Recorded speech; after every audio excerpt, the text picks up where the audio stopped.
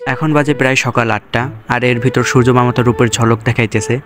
আমরা যাচ্ছি আসলে বাস স্টপের দিকে, সাথে আছে আমার বন্ধু সীমান্ত, যে শালা বিশ্ব 1 নম্বরে পাড়া, আর আমরা যাচ্ছি আজকে কুয়াকাটা।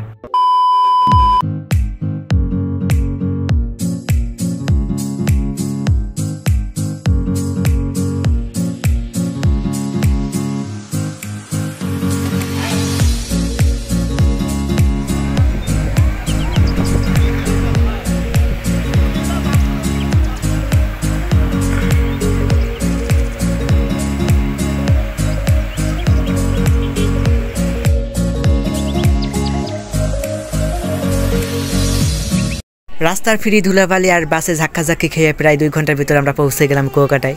তো আমাদের সামনেই সাগরকন্যা কুয়াকাটা। দেখা দ্যাটস এ ওয়ান্ডারফুল ভিউ না? এখন আমরা নামবো। হ্যাঁ, আজ সিঙ্গেল বলে গার্লফ্রেন্ডের জন্য ঝিনুক টোকায় নিতে পারলাম না। হ্যাঁ, একটু রোমান্টিকনেস ফিল করার জন্য বিজের পাড়ে ল্যাট ক্যামেরা বসছিলাম, কিন্তু সিঙ্গেল থেকে কি আর রোমান্টিকনেস ফিল করা যায়? যেদিকে তাকায় সেদিকেই কাপল, সেদিকেই দেখি মিঙ্গেল। এতগুলো মানুষ আমার সামনে দিয়ে হাঁটতে যাইতেছে, কেউ একটা বার জিজ্ঞাসা না যে ভাই তোর কি হয়েছে, তোর মন খারাপ কি লিগে, তুই ডিপ্রেসড কি লিগে, তোর কি গার্লফ্রেন্ড লাগবো? তা না, দূরও মানুষের মানবতা বলতে কিছু নেই। গরিবের Shahrukh Khan.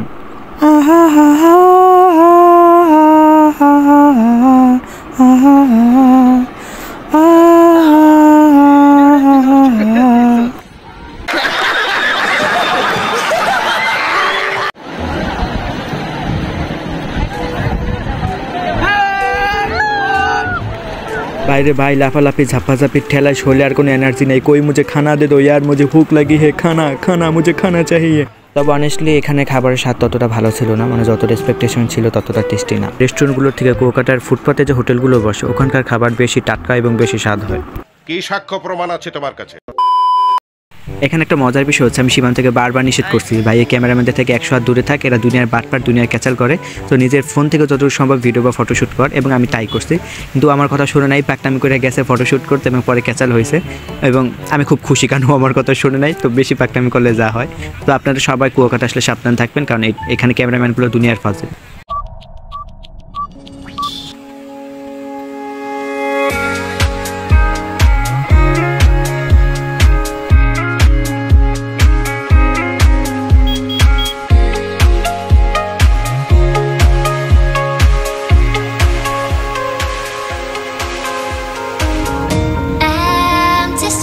But I kept searching for your trace in the dark, losing myself in the endless memories of the end right from the start.